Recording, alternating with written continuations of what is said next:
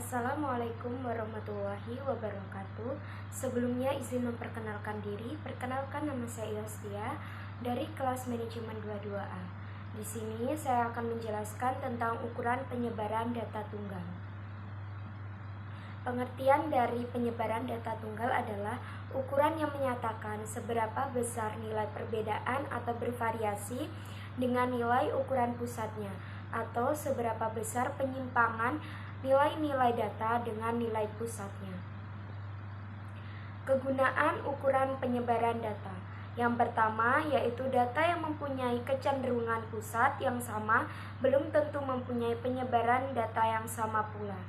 Yang kedua, ukuran penyebaran data menyatakan seberapa jauh nilai amatan yang sebenarnya yang menyimpang atau berbeda dengan nilai pusatnya. Dan yang ketiga yaitu kegunaan dari ukuran variasi ini yaitu untuk mengetahui seberapa jauh objek observasi melenceng dari nilai rata-ratanya. Jenis-jenisnya yang pertama yaitu range atau jangkauan, yang kedua simpangan rata-rata, yang ketiga simpangan baku, yang keempat jangkauan antar kuartil, yang kelima jangkauan semi antar kuartil, dan yang keenam yaitu jangkauan persentil. Range, selisih antara nilai maksimum dan nilai minimum yang terdapat dalam data. Rumusnya yaitu R X max min X min dikurang X min. Contohnya seperti 10, 6, 6, 8, 12, 10, 10, 8, 9, 7, 7, 9. R sama dengan yang terbesar dikurang dengan yang terkecil yaitu 12 dikurang 6 sama dengan 6. Simpangan rata-rata.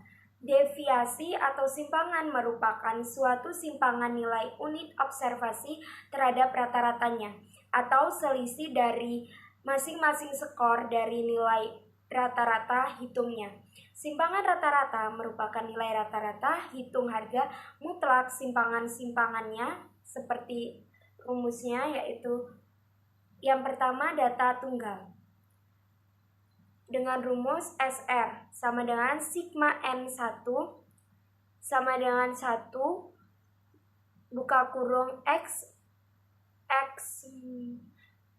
I kurang X dibagi N dengan keterangan SR yaitu simpangan rata-rata, X I yaitu data ke I, yang ketiga yaitu X atau rata-rataan hitung, dan N banyaknya data.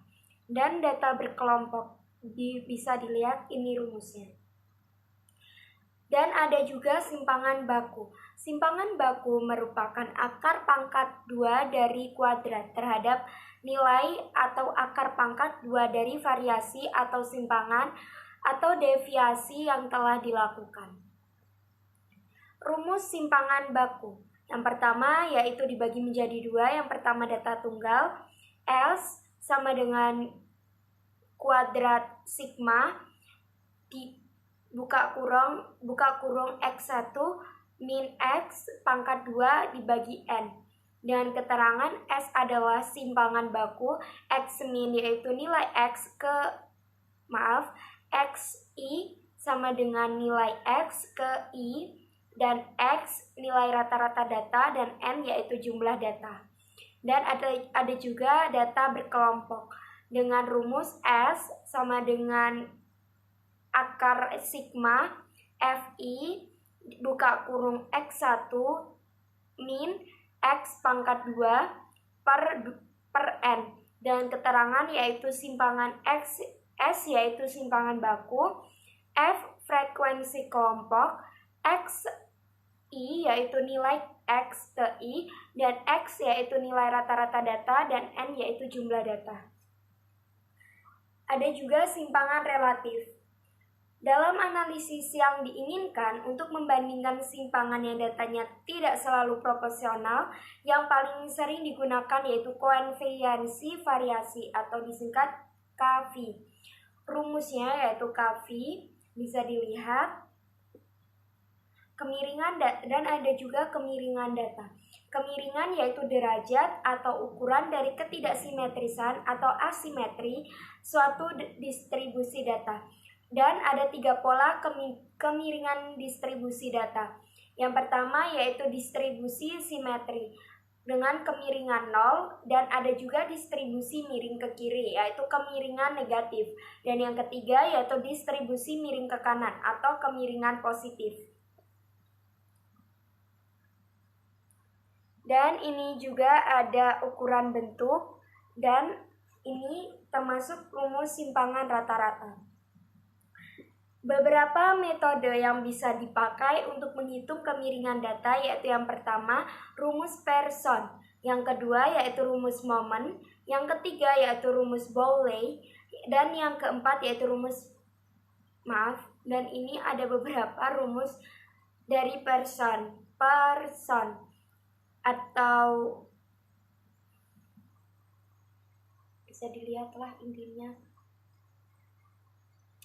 Rumus tersebut dipakai untuk data tidak berkelompok maupun data berkelompok. Bila A sama dengan 0 atau mendekati 0, maka dikatakan distribusi data negatif.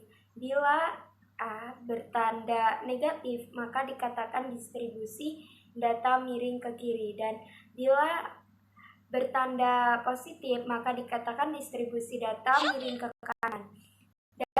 Dan semakin besar maka distribusi data akan semakin miring atau tidak simetris.